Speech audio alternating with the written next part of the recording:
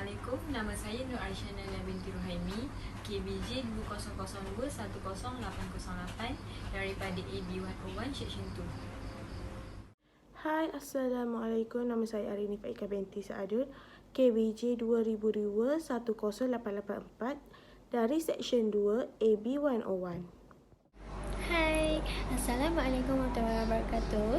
Nama saya Adriana Bilkisha binti Asrar Rasman. Saya daripada EB101 Seksyen 2. Assalamualaikum warahmatullahi wabarakatuh. Saya ni Aminah Hakim bin Isham, KBJ 2002-10809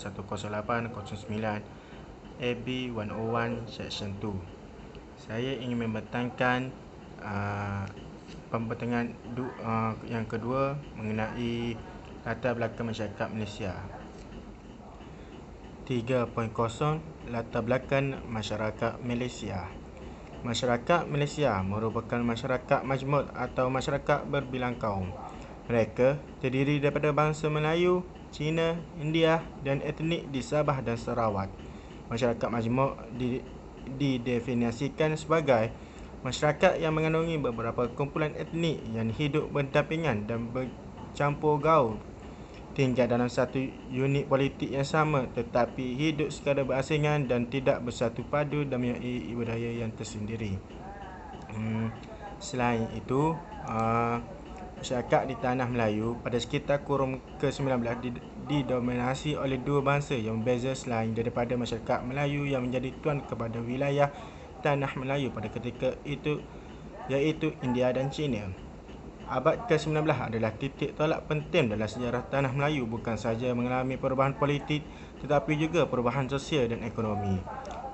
Perubahan politik telah membawa kepada perubahan sosial. Perkembangan perusahaan biji timah dan getah telah membawa kepada kedatangan orang Cina dan India ke Tanah Melayu. Selain orang Cina dan India, terdapat satu lagi kumpulan pendatang di Tanah Melayu, iaitu orang Indonesia yang datang dari Kalimantan, Jawa, Sumatera, Sulawesi, Riau dan lain-lain kepulauan di Indonesia.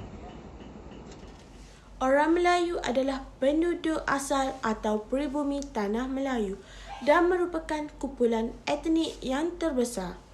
Kumpulan etnik lain tergolong sebagai orang Melayu ialah keturunan Banjar, Bugis, Boyan, Jawa dan Minangkabau.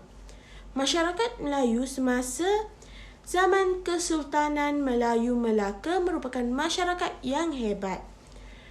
Mereka terkenal sebagai pedagang dan pelaut yang handal di Asia Tenggara.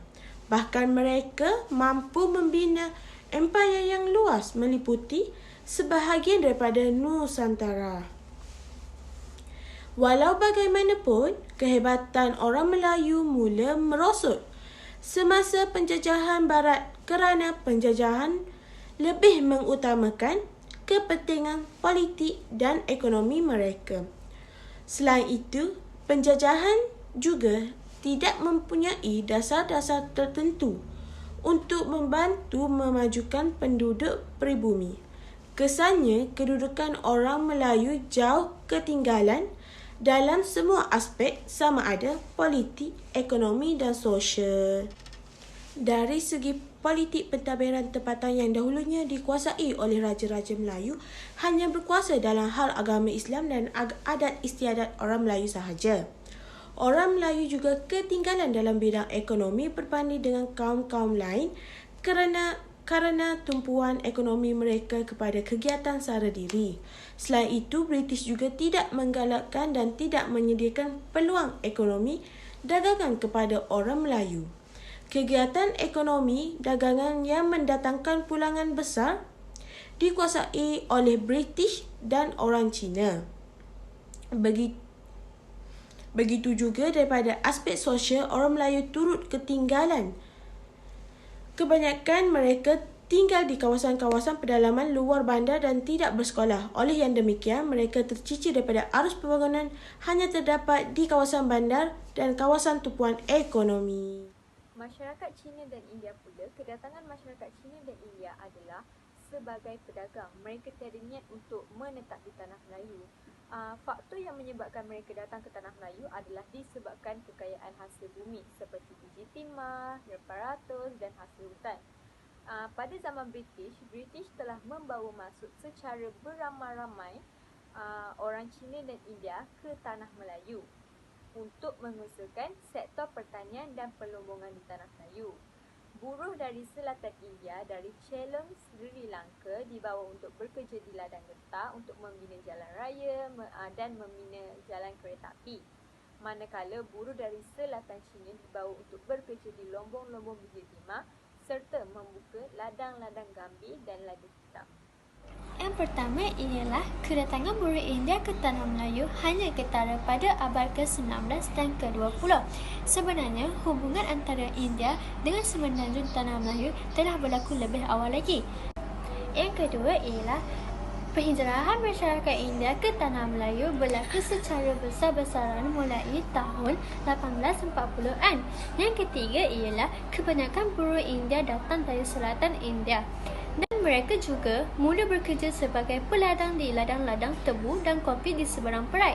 Tumpuan masyarakat India ini ialah di kawasan-kawasan utama penanaman getah di Perak, Selangor dan Negeri Sembilan. Di samping itu, catatan menunjukkan sejak tahun 19 hingga 1910, iaitu seramai 48,000 buruh India telah berhijrah ke Tanah Melayu. Angka ini meningkat secara mendadak 10 tahun kemudiannya, iaitu antara tahun 1911 hingga 1920. Apabila dianggarkan seramai 908,000 buruh India berhijrah ke Tanah Melayu. 90% daripada golongan penghijrahan terdiri daripada orang Tamil yang berasal Chennai, sementara selebihnya ialah Telugu dan Malayalam. Selain orang Tamil, terdapat juga orang Punjabi dan Ceylon. Kumpulan etnik penduduk India yang terbesar ialah orang Tamil yang terbentuk 80% daripada keseluruhan penduduk India di Tanah Melayu, sementara orang Melayu meliputi 7%. Orang Telugu pula berjumlah 4%.